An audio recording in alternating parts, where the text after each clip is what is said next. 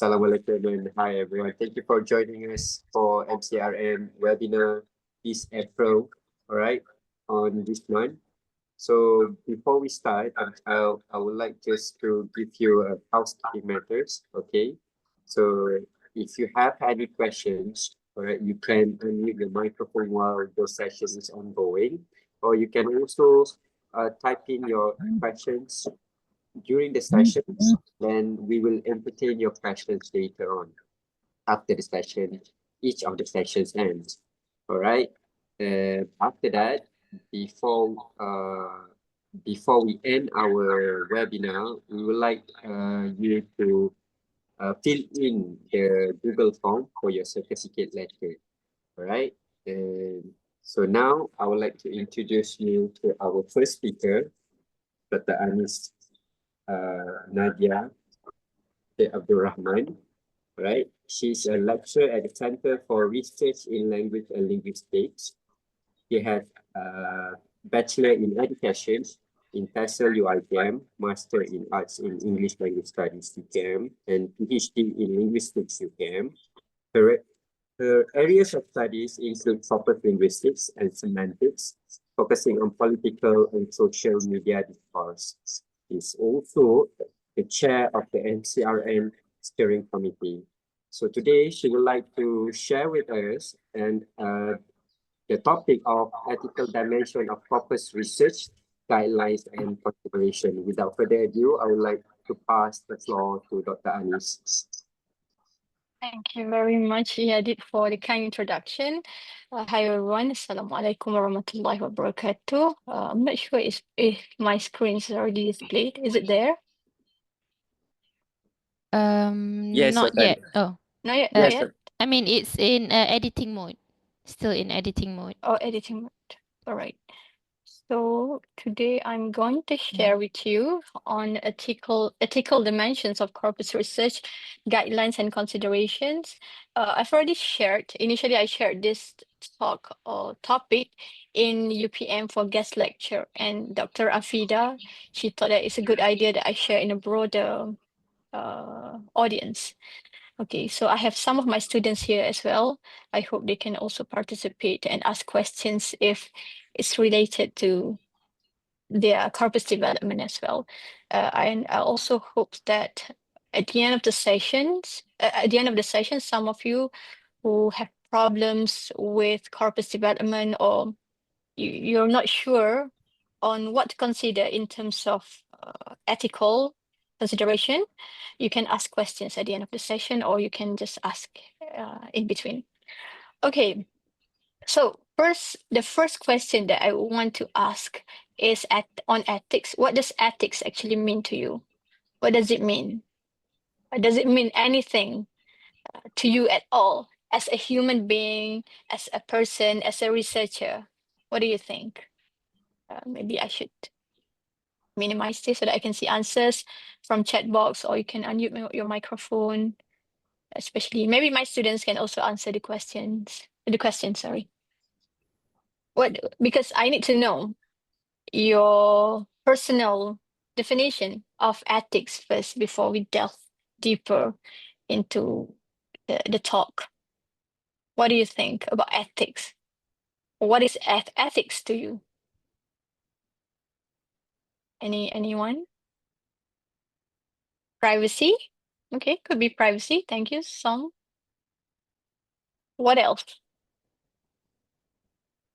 Is this ethics mean privacy to you, that I have to protect your privacy? Interesting. What about the others? Because ethics, ethical consideration, sometimes it also depends on your moral values. Might be different from one person to another. From a person from Malaysia would have different ethical consideration than the person from China or other countries. So what do you think? Any other answers? Can I help you with the answer? You want to help me? Okay, sure. The procedures, the standard of procedures of doing something. Dr. Anis. the standard of procedure. So that's ethics to you. Yes. Zamin answered moral guidelines for behavior. Some moral guidelines could be procedure, guideline, privacy. Right. Thank you for the answers. Okay, it could also be guided. Ethics could be guided from integrity, value, honor, choice. You can ask yourself the question whether you have this in yourself. Integrity, value, honor, choice, conscience, responsibility, fairness, right, honesty, principles, and moral. Okay, so what is actually ethics? Like Yadid said, it's actually a principle or procedure. Yadid said procedure, right? Principles and standard that guide individuals and organizations in determining what is right and wrong in various contexts. So in order to know the moral compass, in order to know the ethics, you have to have the principles. You have to understand the principles because it will eventually guide you on what you should do and what you shouldn't do. So that's a general term of ethics. It includes moral values, norms, and rules that guide behavior. It can influence your decision in personal, professional, and also social context. So not in just research. When you have ethics in yourself, it can actually influence your decision making, what to do, what not to do, whether it's personal decision, professional decision, research, social context. Okay, in research and data collection, ethics is actually essential to ensure what integrity, accountability, and also respect for individuals and communities involved in the research process. So generally, you want to protect, you want to respect the person or the data that you are investigating. So that's why it goes back to the moral compass, to the moral values, norms, and rules that will guide you in decision making. Okay. Okay, in corpus research specifically addresses the moral considerations and responsibilities that researchers must uphold when you're collecting, especially collecting the data, analyzing and disseminating linguistic data. Okay, I mentioned about principles and guideline. Ethical issues in corpus research arise at various stages according to McNary and Hadi. Data collection, participant consent, and the use of data. So some of my students here, they are still at data collection level. Some are analyzing the data, and eventually you will have to share, or you might want to share your research or the findings. Don't just want to keep it there. You want to share with people, right? So ethical or moral considerations should be applied at all stages. Okay. Okay, so key points on ethics in corpus research. First is informed consent. Researchers must obtain explicit permission from participants before using their language data, especially in contexts where the data is not publicly available. I'll show you some examples later on. Participants' anonymity, protecting the identities of individuals whose language is included in corpora.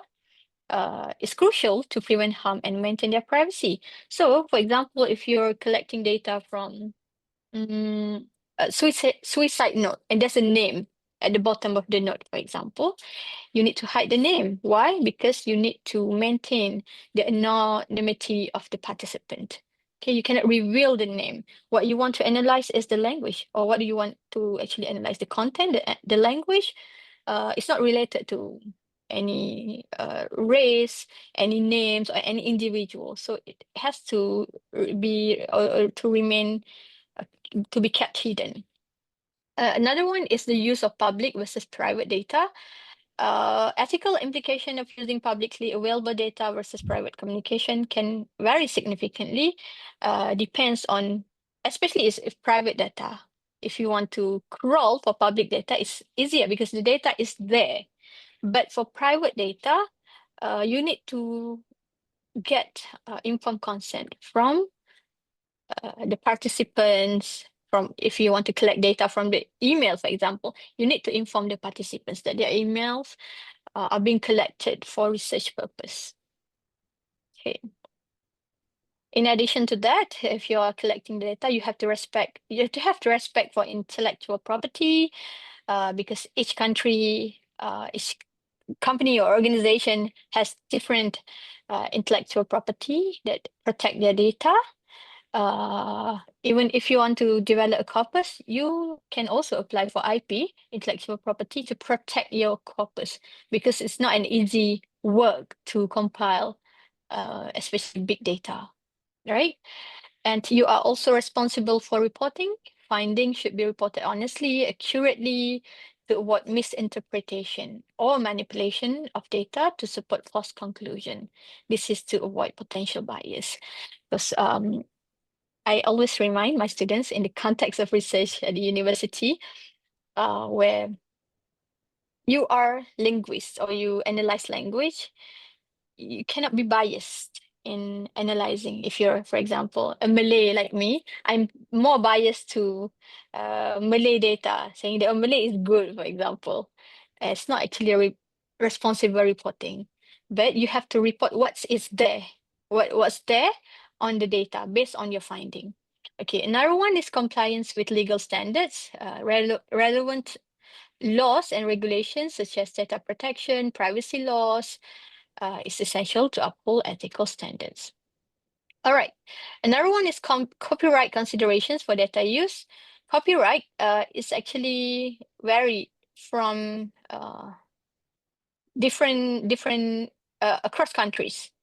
Okay, and it's different from multimedia data is different. Like if you want to obtain transcript from TV, you have to actually apply for the approval. Okay, and the duration itself in the US and the European countries, copyright actually generally lasts for 70 years after the author's death, unless transferred. In the United States, also works published before 1923 are no longer protected by copyright. So in Malaysia, we have a lot, like for example, Tan Sri P. Ramlee's work, okay, is protected or not protected. Now it's I'm not sure, but the copyright belongs to company that bought or purchased the copyright. So in Malaysia here, it says general duration of copyright protection is the life of the author plus 50 years. So has it been 50 years since Tan Sri P. Ramlee's death? Okay. Another one, check local regulation. You want to extract data from Malaysia, so you have to check the regulations in Malaysia. And ethical considerations for spoken data. It's illegal to record without consent. Why I'm telling you this? Because some people, they don't know that they can just record any types of data, any conversation. But if you are to use it for research purpose, you have to ensure that you comply to protect privacy rights. You need to have consent, unless it's a general corpus. I think that would be fine. Okay, types of data, public and private, I've already mentioned earlier. Accessibility. Okay, public data, no consent required, can be used without permission. Private or restricted, you have to have permission. In terms of accessibility, public data is widely available, but private data, limited access. And then for ethical use or consideration, public data generally considered ethical to use, provided proper attributions given. But for private or restricted data, it requires careful ethical consideration, including privacy rights or potential harms to individuals. Okay, so before you started collecting data, you have to understand the nature of your data that you want to collect. For example, you want to collect data from X, from TikTok, from newspaper articles, or from academic journal articles. Okay, so you have to know where do you want to collect the data. Because some people want to investigate or want to collect suicide notes. So you have to understand your data well. Okay, here are some of the examples of types of data. Data that are freely available and do not require ethical clearance. Okay, for example, books, newspaper and magazines, academic journals, books There are many, especially classic literary works that are in the public domain. For example, the old books like I give example here, Selina by Tan Sri Samad Said. It's available in all public libraries and online repositories. So it's considered as publicly available text. But what do we call that? The IP still belongs to the original author. Okay, which is Tan Sri Samad Said, and he's still alive. All right, next, newspaper and magazines, articles published for public consumption, like those from The Star or New Straits Times in Malaysia, China Daily in China, which are accessible online without subscription. So it's free, it's publicly available. But for academic journals, some are restricted. Some journals offer open access articles that can freely be accessed. For example, I give example Petanika Agama, or for this one, see access provided by Universiti Kebangsaan Malaysia, because I'm from Universiti Kebangsaan Malaysia, but I can access it. But depends on the articles. It's an open access journal, so you can actually access it. But for restricted articles, you have to declare that you extract the data from a private or restricted access journal. Okay. Okay, another publicly available data is government publications like statistical reports, legislative documents, what do you call this? Parliamentary reports, Malaysian handset, for example, the data that I have. It's stated here already at the official portal of Parliament Malaysia that this is an open data from the government. So you can manipulate, you can use it for research purpose, because the government has already declared it as an open data. But even so, you have to still be careful with the usage of the data. You cannot just interpret the data. All right. Next is publicly accessible online forums and social media. For example, discussion forums, posts from forums like lowyat.net in Malaysia, Reddit. I'm sure you know about Reddit. This is the example from Reddit, that do not require registration or log in to view. So if you can see here, you not need to log in to see the what we call that, the content.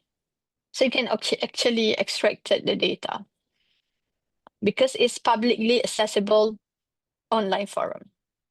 All right, another one, social media accounts, content from public Facebook pages of Malaysian NGOs, community groups, discussing public issues, accessible to all users. I just saw any random post on Inside Scoop, is an ice cream brand from Malaysian-based brand. It says you can extract the data because it's publicly available. Okay, social media data, quite tricky. When social media data can be restricted and when it can be public. So, depends on the user privacy settings, sensitive content, term of service violations, legal regulations, whether the restricted should be protected under the laws. This one, public data, it does not subject to privacy law. Because why? Some users on the social media, they maintain their privacy of their profile. It's a profile, so it shouldn't be accessed for research purpose. But you can get permission, of course, if you want to. So depends on the type of data that you want to extract or crawl to. Okay, data from private accounts, restricted. Data from public accounts are normally public data. Okay, sensitive content, posts with personal or sensitive information. Normally public data would involve general posts that do not contain sensitive information. Okay, another one, data violating platform policies. Of course, the public data complies with platform policies. Okay, because if you are to post on TikTok, sometimes your post got reported and it will be retracted, right? So it does not comply with platform policies. Okay, you can also extract data from the content that's shared with public hashtag in open forums, posts from verified public figures or organization, and data shared with consent for analysis from events that are open to public. Of course, you have to always understand the nature of the data that you want to extract. Okay, next would be data set from research initiative or government data from the open data portal that I've mentioned earlier. Sometimes there are data sets from population demographic, from statistics, public health statistics, economic indicators. They are all readily accessible. So this data actually allows researchers, and also not just researchers, actually the public, to analyze trends, to analyze based on the objective of the study. So it is actually open. So it says here the Open Data Malaysia portal. Okay, so if you don't know, you can also search this link. All right, even data set from research initiative, they're my data. And you can also use institutional repositories. Many Malaysian universities, for example, Universiti Kebangsaan Malaysia, maintain their own institutional repositories. I believe UiTM, UPM, also has the same thing, USM. So these platforms allow faculty members, students to publish their research outputs, including data sets, thesis, and publication. You can use it as long as it's openly accessible. Okay. Okay, another one would be publicly funded research. For example, I just give example here, Malaysian Ministry of Higher Education. So the research, if it's there on the web, it can be used. Okay, because normally it's a publicly available data set. Okay, data set from health-related research project, like clinical trials, health service evaluation. Okay, can be used because it's publicly funded research project and it's publicly available. You can always use it. Okay, so we move on to the types of data that are restricted and require ethical clearance. Okay, personal health information. For example, medical reports from hospital that contain sensitive patient information. The transcript from the doctor. Okay, researchers must obtain ethical clearance to access and utilize this data to protect patients' privacy and confidentiality. Okay, sensitive demographic data, for example, survey data, that includes information about ethnic background, religion, or socioeconomic status collected by the Malaysian government. Assessing such data often requires ethical approval. Why? Because to prevent misuse and ensure the protection of vulnerable population. Sometimes, but not necessarily always, because it depends on whether the government puts it as an open data or restricted data. Okay, educational records like students' performance data from Malaysian universities, grades, personal details, all of those are restricted contents. Researchers need ethical clearance to ensure compliance with privacy law and institutional policies. Okay, next, a vulnerable population, also collected from maybe marginalized communities, for example, indigenous group. One of my students now is working on asylum seeker, could be vulnerable population, protected people, not just those marginalized groups. Some could be with mental health, like I mentioned in the first few slides, where you need to protect the anonymity of the participants. Or not just the participant, the person's name, perhaps it just randomly occur in your corpus. Okay. Confidential business information, data that involve research partnership, secrets of financial information. Maybe you can display or put it in the finding of your study, but you need to know where to remove or to protect some information, not to share some information, especially in relation of the name of certain statistics. Okay. Access to this data necessitates ethical clearance and agreement to protect intellectual property. Okay, another one should be data from psychological studies. For example, psychological assessment or interviews conducted as part of research on mental health issues in Malaysia. Of course, it requires ethical clearance to ensure that participants are informed about their rights and that their confidentiality is maintained. Okay, because if you are a part of the research or you are part of the participants, you don't want people to know about you, about your medical condition, about your mental health condition. So those should be protected.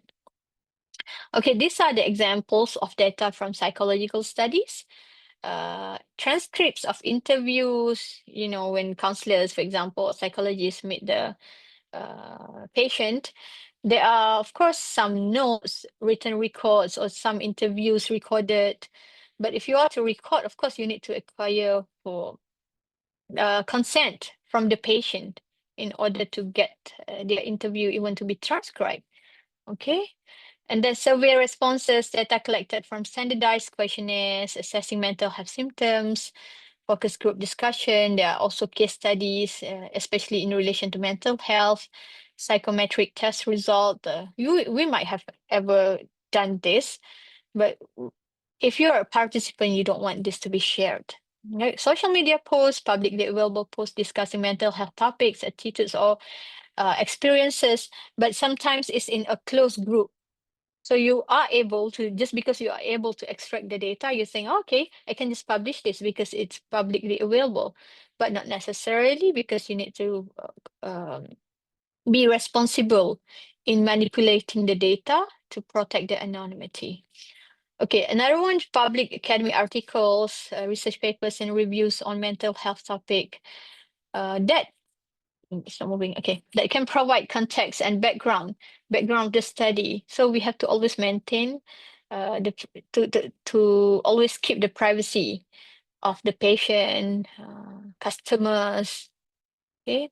See, another one would be self-reported data from individuals detailing their mental health journeys. These are all under data for psychological studies. All right, the next one would be criminal justice data. Data related to criminal cases or offenders collected by the Malaysian police or judiciary. So if you want to collect the data or access this data for research purpose, of course, it still requires ethical clearance to safeguard sensitive information and respect legal constraint. Okay, so if you are to collaborate with PDRM or Malaysian police, of course, you need to have it black and white, not just from the police, from the ministry, but also from the university that you're obtaining the data. Not you're obtaining, sorry, that you're studying or you're doing research. Okay, data from focus groups or interviews. If you are to extract corpus data, even from qualitative data, there are interviews. Still, you have to obtain ethical clearance to ensure participants' informed consent and confidentiality. I will explain a little bit later on ethical clearance. Okay, now we move on to crawling to public versus restricted data. So public corpora, they are of course freely accessible, can be used for research without significant restriction. Normally, just go and crawl for the data, right? Regularly updated data set containing web pages crawled from the internet, normally used for NLP tasks and all. So, okay. A collection, okay, subtitles for films, TV show, Malay subtitles, these are all public corpora. Text from newspapers like Berita Harian, The Star, these are all public corpora. Okay, what you can do is to analyze language patterns, syntax, semantics. This one, open subtitle study, conversational language or development translation system. Wikipedia, some wants to extract data from Wikipedia. These are all public corpora. Train language models, study knowledge representation. Example, Wikipedia articles Malay. That is doable for public corpora. Restricted clinical trial data. Your access requires ethical clearance for patient confidentiality. Example here, data from trials registered with the Malaysian National Medical Research Registry. Government surveys might be restricted. Of course, researchers need ethical approval to access individual level data. Okay, and then we have data from standardized tests or assessment in Malaysian schools. Still, access require ethical clearance to protect students' privacy, and the researchers must comply with data protection regulation, even from social media, sensitive interview, I've mentioned. Okay, what about readily available corpora? Now, if you want to access the corpus, you can just go to the corpus and then use it, right? Extract the data and that's it. But initially, you should also follow the right procedure in order to access and manipulate the data. Okay, you can download while you document it. Of course, when you download, follow the instruction to download the corpus file. Again, you have to respect intellectual property rights, adhere to licensing agreement if you're using the publicly available corpora. Okay, document your findings, prepare report paper summarizing your methodology, findings, and interpretations. We talk about replicability in corpus research. Include citations for the corpus using the appropriate format. I'm going to show ethical consideration. And then how are you going to share your work? Consider publishing your findings or sharing them in academic forums. Share your findings responsibly, ensuring that your interpretation are accurate and they do not misrepresent the corpus data. Okay, so share from obtain, understand, respect, ensure, document, cite properly, and share. Okay, this is the example of citing corpus work. I'm not sure whether you have practiced this or not, that if you're using a corpus, a publicly available corpus or any corpora at all, you have to actually cite the corpus that you're using unless you're developing your own. Even if you're developing your own, you should actually cite the corpus, especially when you have already applied for IP. So one of the most popular corpus would be the COCA by Mark Davis. So this is how you actually cite the corpus if you don't know about it. This is my corpus, Malaysian handset corpus, but we don't have to currently, we don't store it at any of the repositories. But of course, you can request it here. Also, if you want to learn or know or acquire corpora, you can contact MCRN personnel there because we also provide on our website corpus or readily available corpora, okay, from different researchers. But make sure that you cite accordingly. Okay, this is an example of ethical approval or ethical communities approval. I took it from Springer Nature. It says ethical approval and informed consent for studies involving animals and human policy.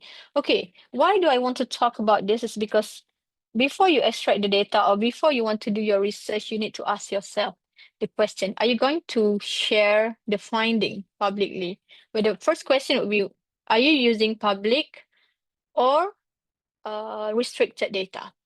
Okay, if you are to use publicly available data, is easier, but publicly restricted data, of course, you have to go through even the data collection. You have to undergo the ethical committee's approval from your university. Okay, because why? When you want to share, you might want to publish your work. So it gets tricky when you want to publish because you have to strategize from the very beginning. Any sensitive issues, any sensitive data, if you want to publish, you need to have the approval or clearance from ethical committee because some journals or most journals nowadays, especially ISIWS, some of the Scopus journal require you to have the clearance from ethical committee. Okay, just to protect the data or to protect the participants. So that's why you have to strategize. So I'm taking example from Springer Nature. It says here, ethical approval and informed consent for studies involving animals and or human policy. If you want to publish here, you have to adhere to the policies and guidelines from the publisher. Okay, so it says here, Springer Nature requires authors to be transparent throughout the ethical approval process and research process. So when including primary studies in a book, chapter, manuscript with human participants, especially, authors must adhere to the ethical standards. So Declaration of Helsinki, if you are using not just human, but data from human, questionnaires. So it involves, when it involves animals and human or human policy, you need to get the ethical clearance from the committee in your university, because there are reviewers, there are committee members that will review your data, review the procedure, then it gets approved, then you are free to do your research. Of course, you have to follow the guidelines stated, what to share, what not to share. Okay, based on the Declaration of Helsinki here, the purpose is actually to originally ensure ethical conduct in medical research, but it has been applied in social sciences research. It's been a while. It involves human participants, safeguarding rights, health, dignity, and also privacy. What are the core principles of Declaration of Helsinki? Primacy, priority of patient welfare. Okay, research, it says here, research must never override participants' right. Scientific integrity, research must be scientifically sound, rigorous protocols. So you have to follow the right protocol. Risk-benefit balance. What else? Vulnerable population, I mentioned about indigenous group, for example, extra protection and fair inclusion required. Free informed consent. It must be voluntary, informed, and documented. You cannot force me to give you data, or you cannot force me to ask so that you can record me. It has to be voluntary. And then ethics review, independent ethics committees must approve, and also monitor the studies. That's why if you're doing, especially PhD, if you're collecting data from human, you will have to undergo you have to settle the ethical clearance in semester 1 or 2, or right after you defended your proposal. Okay. Another one, environmental responsibility to minimize harm and promote sustainability. It's all about protection. It's all about responsibility. Okay, so other than that, I would also want to discuss about this part where if you want to, I just give examples from Springer Nature. I would like to share as well. Is there anyone from DBP here? Because I'm already done with my slide here. Just a little bit on sharing. When we had a workshop for book publication with Dewan Bahasa dan Pustaka, sorry. Dewan Bahasa and Pustaka is very strict about publication, especially in relation to the data, where you have to get black and white consent from the publisher or the owner. Like some of you might be familiar with CDA research, for example, or diagrams from prominent scholars like Wodak, Van Dyke, for example. They are very prominent scholars, and everybody's been using the diagram. But you still need to acquire for consent from the owner. And Wodak's still alive, so you need to have black and white to get consent from the speaker. From the author, saying that you are allowed to use the diagram. Okay, so any data at all, you have to apply for consent, to get consent from the original author. Okay, even if you want to use publicly available data, you have to email the government stating that I want to use this. I would like to use this data, and any government personnel would approve it, and then you can use the data to be published. Because why? Normally, for DBP, they state that there are two levels of publication. One is contemporary, or not contemporary. Commercial use. So for commercial, you actually earn money from that.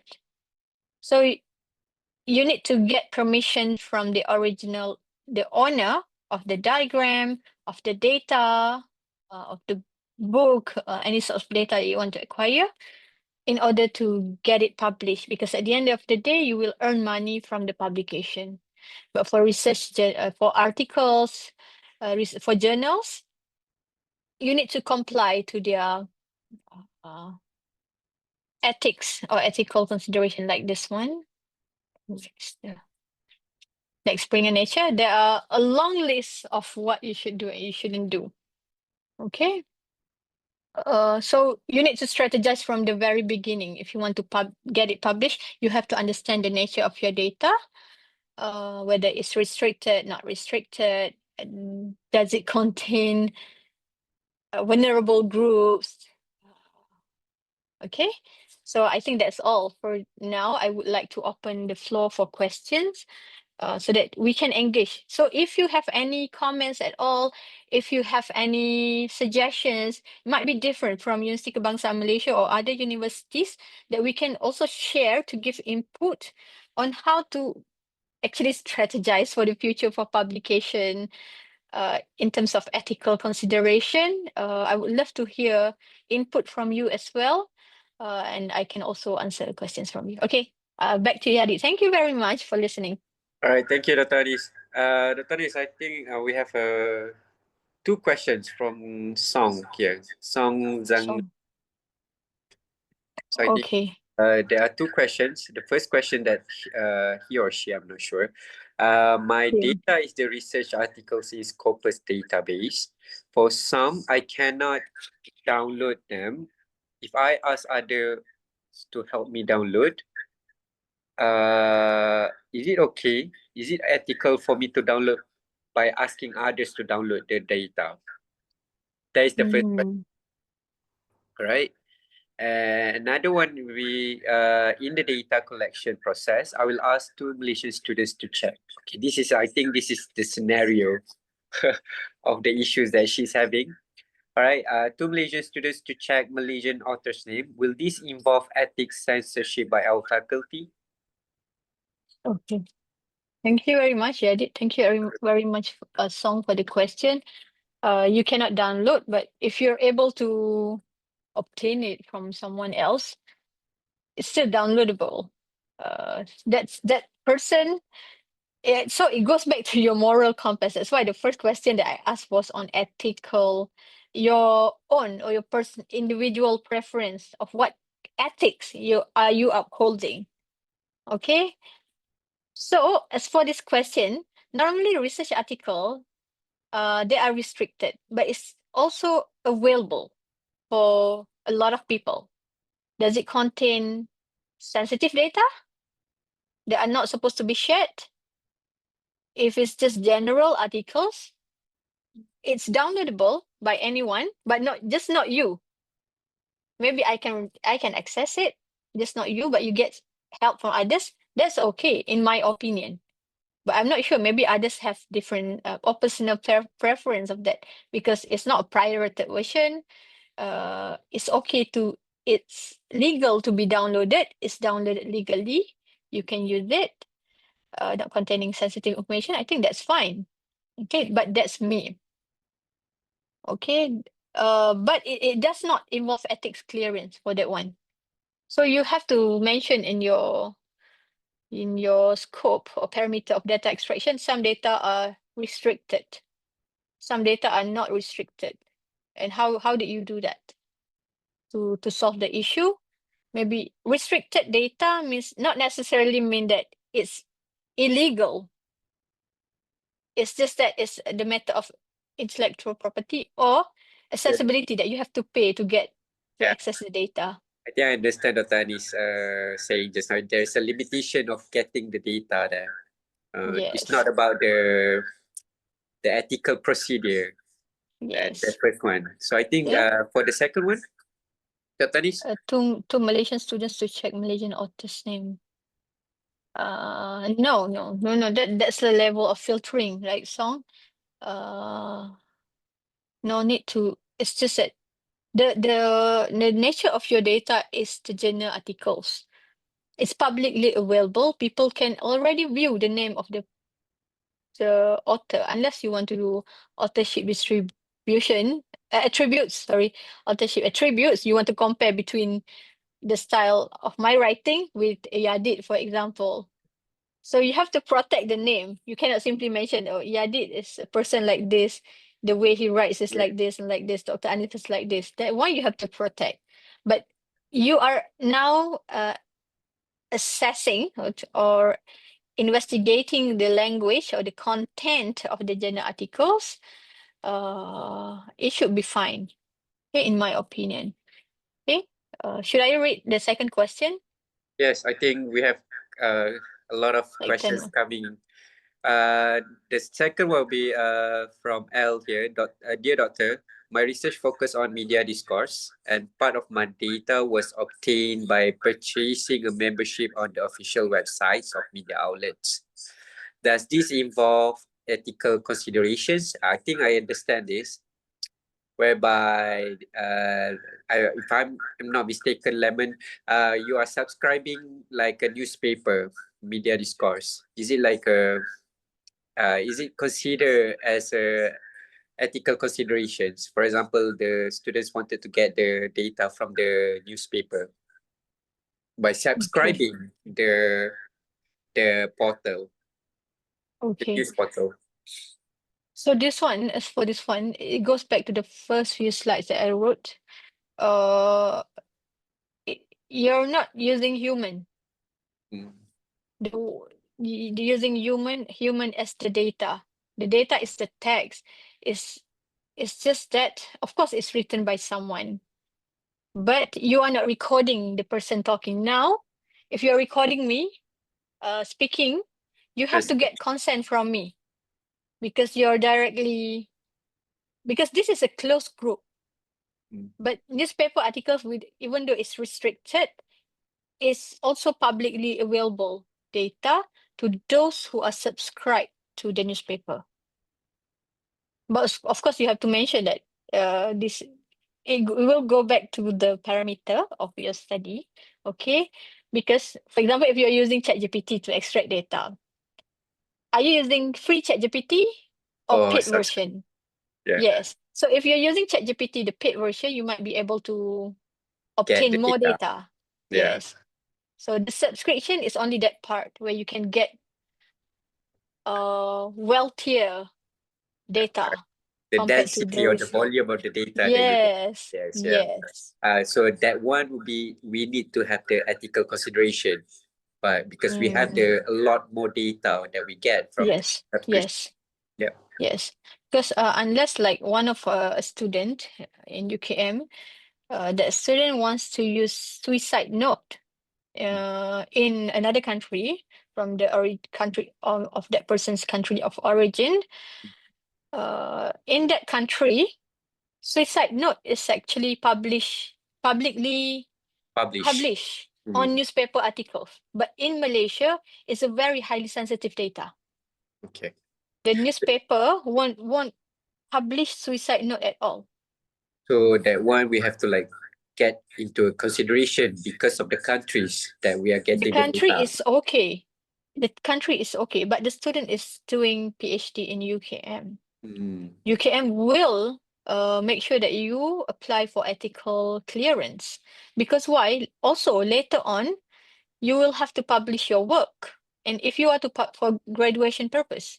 I see. So if you are to publish the paper, where do you want to publish? Is it in the country of your origin?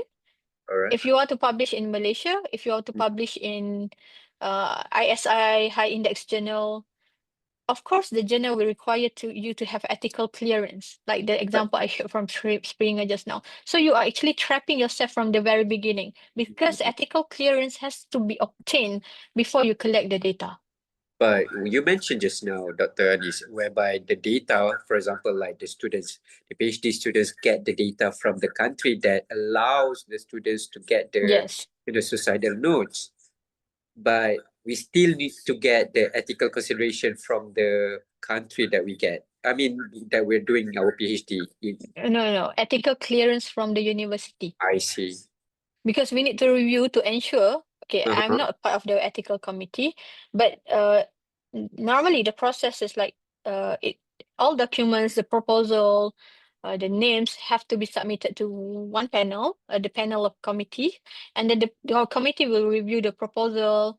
Of course, will value the pros and cons and all, and the data, whether it's highly sensitive, what kind of impact will it give.